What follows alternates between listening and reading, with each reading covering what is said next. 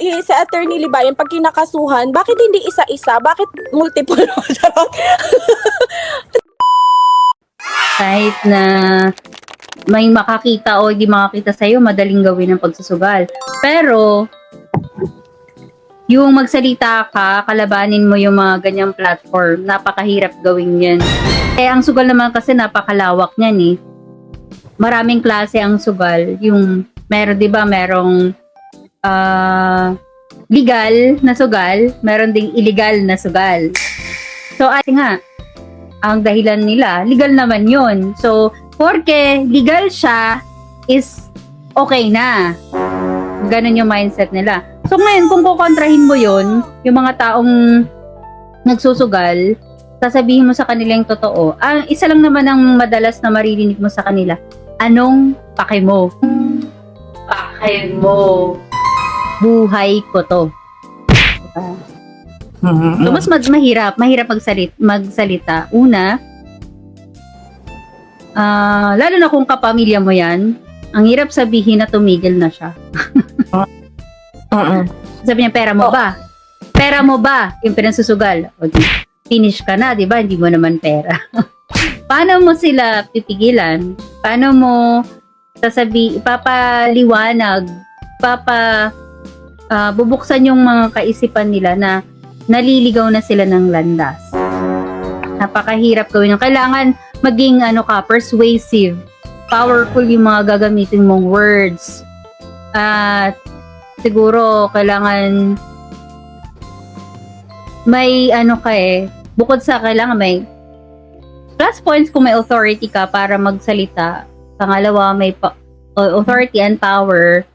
Ibig sabihin, malawak yung range mo sa social media. May chance ka na ma-voice out yung sasabihin mo, mapapakinggan ka. Pero, hindi automatic na makikinig sila sa'yo. True. Mas marami pa rin yung kukontrahin na, mas marami kasing ayaw pakialaman sila sa ginagawa nila. Later na lang nila naiisip, pagwasak na yung buhay nila. Pagwasak na yung buhay nila. Sana pala hindi ako nagsugal. Sana pala nakinig ako sa'yo. Pero yung time na pinapayuhan mo siya, sinasabihan mo siya, wala, sarado yung utak ng mga yan. Tsaka lang talaga lalapit sa'yo yan pag ubus na yung pera nila. But if you don't do it, then mas masisira yung society natin. Starting with the basic unit of the society, which is the family. It's a discussion on social consequences, free speech, and accountability. We're not making ourselves here expert of the batas and whatsoever. So this discussion centers on yung siguro mga katulad natin, mga regular lang din na mga citizen na concern sa mga tao na addicted sa gambling. Do you believe that gambling is addiction? Parang may something dun sa gambling na naengganyo ka na gawin yon, mag-engage ng paulit-ulit. So, addiction yon. Parang kape. Ako, addict ako sa kape. Para pag hindi na ako nagkakape, hindi kompleto yung araw ko. So, same with sa gambling, may something doon na nakaka-addict na kapag hindi na sila nagsusugal, hindi kompleto yung araw nila na hindi sila nakakapagsugal. The way sila mag-engganyo ng tao, yung sa mga stores nila, pinapaniwala nila na yayaman, yung mga promises nila na eto, kahit hindi ka magtrabaho, pipindot-pindot ka lang o sino bang ayaw nun na pindot ka lang tapos may pera ka na. Syempre maniniwala ka.